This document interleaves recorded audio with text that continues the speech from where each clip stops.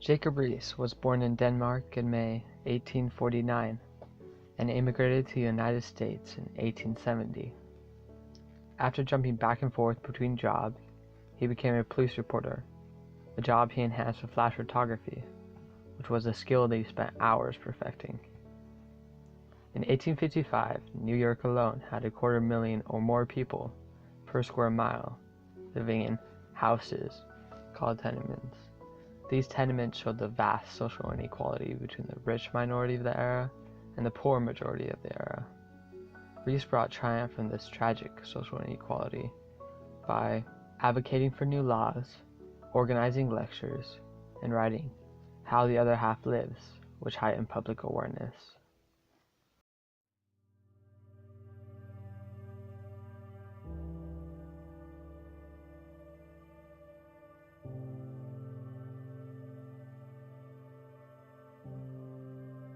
Ventilation was one of the main problems of the tenement houses, along with fire, trash, and the spread of disease because of crowded areas. Both these two laws, the Tenement House Act of 1867 and 1879, tried to fix these problems, but ultimately did not succeed, or even in some cases made the problems worse. It wasn't until Riis's work spread to the world did the New York legislature finally take action, which resulted in the Tenement House Act of 1901.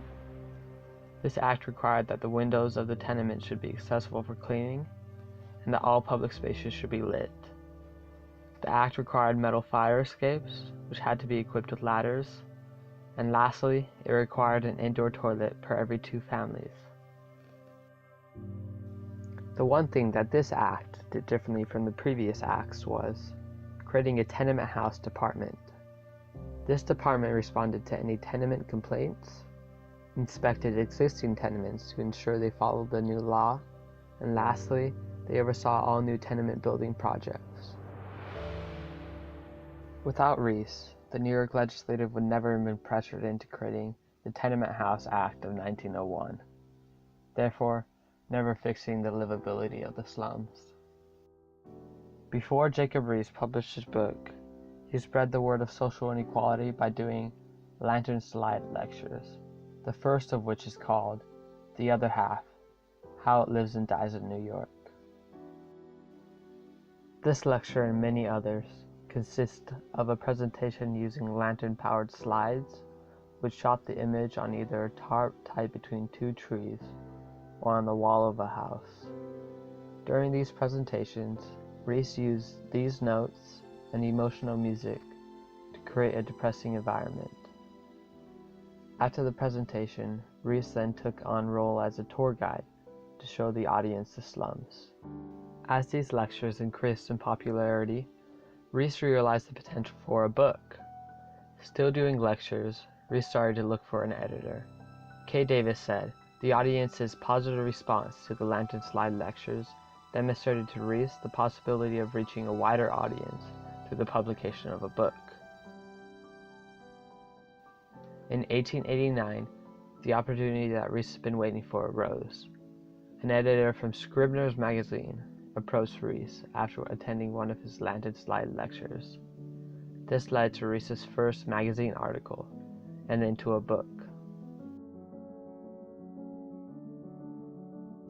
These Lantern Slide lectures were very influential in leading to the publication of How the Other Half Lives.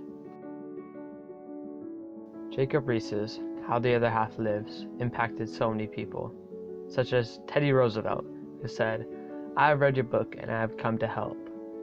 The best thing this book did was increase public awareness, which caused many people to pressure politicians into creating social reforms, like the Tenement House Act of 1901. How the Other Half Lives includes many pictures that Riis took himself. It includes beautifully written words to spark emotion, such as, "Long ago said that one half the world does not know how the other half lives." How the Other Half Lives changed the lives of so many people in the slums, because it showed the wealthy the world they either did not know about or did not care enough about to do anything.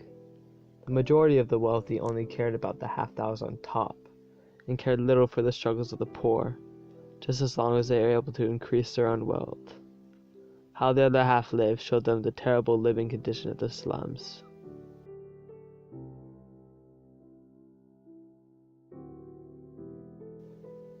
Jacob Riis tells the story of a family of 9 German immigrants, a husband, wife, 6 children, and a grandmother.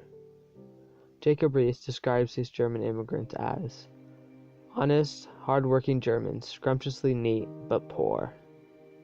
All 9 family members lived in 2 rooms. One room was 10 feet square, and the other was a small hallway that was used as a kitchen. Jacob Riis said, all 9 lived in 2 rooms, one about 10 feet square that served as a parlor, bedroom, and eating room, the other a small hall room made into a kitchen. For such a small space, the family paid a rent of $7.50, which was more than a week's pay for the husband and father. In the end, the mother committed suicide by jumping out of a window.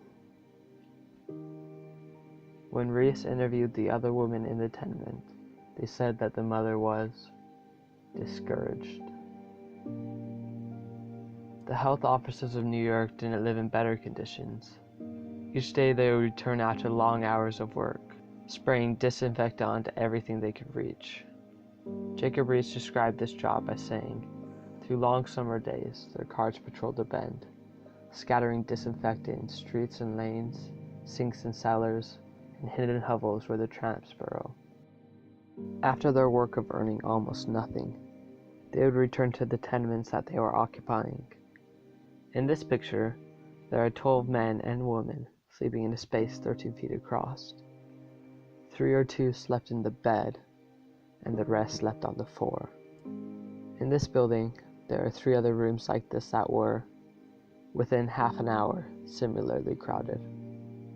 These 2 unimaginable stories that Riis wrote about are just a small portion of the life in the tenements. Another example is the colored family that paid $8.50 for a room so small that I was unable to get a photograph of it even by placing the camera outside the open door. Or the young family that killed themselves because they were tired. The publication of How the Other Half Lives caused a huge disturbance in our country.